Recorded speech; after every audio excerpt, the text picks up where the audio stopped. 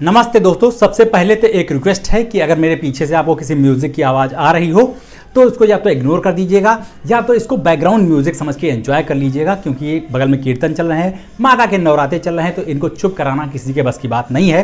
तो इसको एंजॉय कीजिए। अच्छी बात यह है कि इस पर कोई कॉपीराइट का क्लेम भी नहीं आएगा। तो वीडियो शुरू करते हैं। भारत के ओलन मस्क यानी ओला कंपनी के मालिक भावेश अग्रवाल और stand up comedian Kunal Kamra के बीच जंग छिड़ गई है ट्विटर पर। 2 दिन से दोनों एक दूसरे को रगड़े जा रहे हैं और अब इसमें कई और इन्फ्लुएंसर पर्सनैलिटीज जो है वो शामिल हो गई हैं। इससे पहले कि मीडिया इसको एक और वर्ल्ड वॉर डिक्लेयर कर दे, मैंने सोचा कि इस पे वीडियो बना ही देता हूं। तो इसकी शुरुआत कुछ ऐसे हुई कि भावेश अग्रवाल ने एक प्रमोशनल ट्वीट किया उस पर कुणाल कामरा ने उनके सर्विस सेंटर की एक फोटो डाल दी, जिसमें तमाम सारी ओला इलेक्ट्रिक बाइक्स खड़ी थी और उन पर धूल चढ़ी हुई थी और उसके नीचे बहुत सारे कस्टमर्स ने अपनी शिकायत लिखी कि हम कष्ट से मर रहे हैं, हमारी केयर करने वाला कोई नहीं है।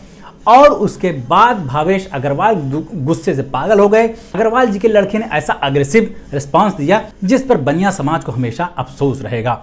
भावेश अग्रवाल ने सबसे पहले तो कुणाल कामरा के ट्वीट को पेड ट्वीट बता दिया और इससे आगे भी बढ़ गए। कहा कि अगर तुम यहाँ आके मेरे पास हेल्प करो तो तुमको मैं उससे ज़्यादा पैसा दूंगा जितना या तो तुमने इस पेड ट्वीट से कमाया है या फिर अपने स्टैंड अप कॉमेडी के शो से कमाते हो। बस इतनी सी बात थी और लोगों ने, खास तौर से कस्टमर्स ने, भावेश अग्रवाल को आड़े हाथों ले लिया। कहा कि एक तो चोरी, ऊपर से सीना जोरी। कैसा भाई साहब? पहली चीज़ तो ये है कि बिजनेसमैन के नाम पे कलंक है ये आदमी, एंटरप्रेन्योर है ही नहीं, क्योंकि बिजनेस करने वाले लोग बहुत बड़े बड़े हैं, बिल गेट्स से लेके एलन मस्क तक, और अपने भारत में महिंद्रा से लेके टाटा बिरला तक सभी लोग। लेकिन इतनी बदतमीज़ी से आज तक किसी ने रिस्पॉन्ड नहीं किया होगा जितना इसने किया है। इतना ज़्यादा मुफट आदमी सिर्फ अश्नीर ग्रोवर ही हैं। क्या कर रहे हैं यार तू? लेकिन उनका डायरेक्ट ग्राहकों से कोई कन्फ्रंटेशन होता नहीं है, इसलिए उस पर ज़्यादा फर्क नहीं पड़ता। लेकिन ये अग्रवाल जी का लड़का जो है ये तो ओला स्कूटर बना रहा था और भावेश अग्रवाल एक के बाद एक सिर्फ कुणाल कामरा को ही ट्रोल किए जा रहे थे। उनको किसी और शिकायत से मतलब नहीं था, सिर्फ कुणाल कामरा से ही मतलब था। नतीजा ये हुआ कि आज का जब स्टॉक मार्केट खुला तो उनके जो शेयर हैं ओला इलेक्ट्रिक के, वो बहुत तेज़ी से नीचे चले गए और इससे पता चल गया कि कस्टमर को बेवकूफ़ बनाने का नहीं। इनको लोग, बहुत सारे लोग अपोज भी कर रहे थे, लेकिन 1-2 नाम ऐसे भी आए सपोर्ट कर रहे हैं भावेश अग्रवाल का, जिसमें एक ANI जो है एशियन न्यूज़ एजेंसी, उसकी मालकिन स्मिता प्रकाश हैं। स्मिता प्रकाश को लोग गोदी मीडिया का हिस्सा समझते हैं और भावेश अग्रवाल को भी उसी इकोसिस्टम का एक हिस्सा मानते हैं। पता नहीं इस बात में कितनी सच्चाई है। ANI की स्मिता प्रकाश ने ट्वीट किया कि ये जो है आदमी इतने लोगों को रोजगार देने वाला वेल्थ क्रिएटर आदमी है, इसको लोग कैसे ट्रोल कर रहे हैं बताइए। वेल्थ क्रिएटर को ट्रोल कर दिया। भाई साहब, वेल्थ तो क्रिएट कर रहा है लेकिन अपनी, लोगों को 2 कौड़ी की चीज़ 1 लाख में बेचकर और सिर्फ उनको चीट करके, धोखेबाजी करके वो अपनी वेल्थ ही क्रिएट कर रहा है और किसी की नहीं। इस बात को समझना बेहद ज़रूरी है। और जैसे भावेश अग्रवाल की भाषा गिरी है, ओला इलेक्ट्रिक के शेयर्स के दाम गिरे हैं, उसी तरह इसका बिजनेस भी एकदम चौपट होने पे आ गया है। इस बात में कोई दो राय नहीं रह गई है।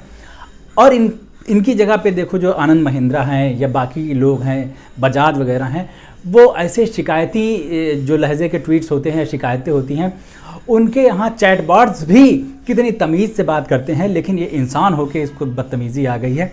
लोग इस चीज़ को हज़म नहीं कर पा रहे हैं कि भाई साहब, बिजनेस के घराने के लोग तो बहुत ज़्यादा दिमाग वाले होते हैं और जिस हिसाब से भावेश अग्रवाल ने रिएक्ट किया है इसमें कोई शक नहीं रह जाता कि किस तरफ को बिलोंग ज़्यादा करते हैं। और हो सकता है कि अगर ये 2-4 गालियाँ लिख देते ना माँ बहन की, तब तो इनको फलाने जी भी फॉलो करने लगते, अपना सोशल मीडिया अकाउंट इनके हाथ में दे देते, क्योंकि इनके अंदर वो सारी क्वालिटीज़ हैं जो उस IT सेल के अंदर होनी चाहिए, जहाँ से ये सारा जो कचरा है वो बाहर निकल के आता है। और स्मिता प्रकाश ने सपोर्ट कर दिया तो बस आप समझ लीजिए कि वैलिडेशन तो उस पर हो गया, ठप्पा लग गया भाई साहब। और उसके बाद ये कहना है कि कुणाल कामरा से पंगा लेके अच्छा नहीं किया। अरे वो नंगा आदमी है भाई, उसका कोई क्या बिगाड़ लो। पहले ही कह दिया कि फेल्ड स्टैंड अप कॉमेडियन है। अब वो फेल्ड है कि नहीं है वो तो एक अलग बात है। वो काफ़ी समय से डिप्रेशन में है, परेशान है, लेकिन उसके बावजूद इतने दिन से मोदी जी से पंगा लिए हुए है, अर्नब गोस्वामी से पंगा लिए हुए है, जो इतने बड़े अपने अपने क्षेत्र के धुरंधर हैं। एक पॉलिटिक्स के क्षेत्र का धुरंधर है, दूसरा मीडिया मुगल है। इन सबको रगड़ के रख दिया और आप एक नई कंपनी के मालिक हैं जिसकी वैल्यूएशन में भी बहुत ज़्यादा है नहीं और बहुत जल्दी से ऊपर चढ़ने की कोशिश में सीढ़ियाँ उछल के पार करते जा रहे हो, कभी भी गिर सकते हैं। आपने कुणाल कामरा से पंगा ले लिया। नॉट वेरी गुड फैसला ब्रो। इसका खामियाजा आपको बहुत जल्दी देखने को मिल जाएगा, जो देखने को मिल ही रहा है। लेकिन अब जितना भी आपने अपने प्रमोशन पर खर्चा किया है ना, जितना PR पे खर्चा किया है, वो सब बर्बाद हो गया, सब पानी में मिल गया। क्योंकि अब इस कंपनी को बहुत जल्दी फ़ायदा देखने मिलने वाला है नहीं, नुकसान उल्टे होना शुरू हो गया है, उल्टी गिनती शुरू हो गई है।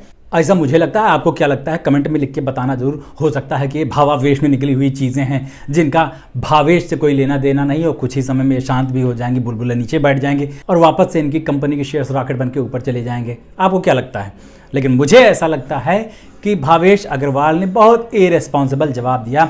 कोई भी मंझा हुआ कायदे का बिजनेसमैन होता तो इस मौके को, जो कुणाल कामरा का ट्वीट था, इसको बहुत अच्छे से भुना सकता था, क्योंकि ये उसके पास एक और PR का मौका था। इतने ज़्यादा लोग उसको फॉलो करते हैं, कुछ नहीं तो बहुत सीधी सी संयत भाषा में हाथ पैर जोड़ते हुए जवाब दे देते, तो लोगों के मन में ये चीज़ जाती कि यार देखो कितना डाउन टू अर्थ आदमी है और इसको कंपनी की वाकई चिंता है, वो उसके भविष्य को लेकर वाकई चिंतित है और इसीलिए कस्टमर्स की भी उसे चिंता है और किसी से चीटिंग नहीं कर रहा, धोखा नहीं कर रहा है, सबकी जो समस्याएं हैं उन पे लगा हुआ है, कोशिश कर रहा है सॉल्व करने में। लेकिन सबको अब लग गया है कि ये तो भाई बंदा ट्वीट करने में लगा हुआ है, इसको कस्टमर्स के कष्ट से कोई लेना देना नहीं है। चाहे जो कर लें, चाहे रोते रहें, चाहे सर लड़ाते रहें, चाहे उसकी बैटरी निकाले, उसके पेट्रोल डाल के आग लगा दें, कोई फर्क पड़ने वाला नहीं है, क्योंकि इसकी दिलचस्पी अपनी कंपनी से ज़्यादा कुणाल में है, कुणाल कामरा में। तो फिर लोग कैसे भरोसा करेंगे इस आदमी पर, इसके प्रोडक्ट पर? और तो भैया मुझे कुछ दिखाई नहीं दे रहा है। लोग कुणाल कामरा को फ्रस्ट्रेटेड और डिप्रेशन का शिकार कहते हैं, लेकिन यहाँ पर असली फ्रस्ट्रेशन तो भावेश अग्रवाल की निकल के सामने आ गई। अब मेरे समझ में नहीं आ रहा है भाई साहब होने क्या वाला है। अब भाई देखो, मेरा तो ना कुणाल कामरा को ट्रोल करने का इरादा है, ना भावेश अग्रवाल को ट्रोल करने का इरादा है, क्योंकि ओला इलेक्ट्रिक वगैरह लेने को अपना है नहीं। मैं तो सोच रहा हूँ कि जो सेकंड हैंड स्कूटी मैंने ली थी पेट्रोल वाली, उसको भी बेच के एक बढ़िया सी साइकिल खरीदूं, जिससे सेहत भी बनी रहेगी, क्योंकि पेट्रोल के दाम बढ़ते जा रहे हैं। क्रूड ऑयल के दाम सस्ते होने के बावजूद ये हाल हो रखा है। लोग पता नहीं कैसे इस महंगाई के ज़माने में कार भी ले लेते हैं। गडकरी अंकल हर जगह रास्ते में खड़े रहते हैं टोल टैक्स वसूलने के लिए। इतना सारा टैक्स, इतना सारा टोल टैक्स देने के बाद लोग इतने गंदे गंदे आइटम अपने घर में लेके आ रहे हैं, जो 10 दिन में ख़राब हो जाता है, 15 दिन में ख़राब हो जाता है, 1 महीने काम नहीं करता, और उसके बाद उसको पटक आते हैं उसके वापस शोरूम पर, सर्विस सेंटर पर, और उसका मालिक जो है वो इस तरह की उल्टी सीधी हरकतें कर रहा है ट्विटर पर। क्या होगा हमारे देश का? तो कैसा लगा आपको मेरा ये आज का सत्संग वाला वीडियो? अच्छा लगा हो तो, बुरा लगा हो तो नीचे कमेंट करके बताना ज़रूर, और मेरे इस चैनल को सब्सक्राइब कर लीजिए। अभी चलते हैं, लौट के मिलते हैं। नमस्ते।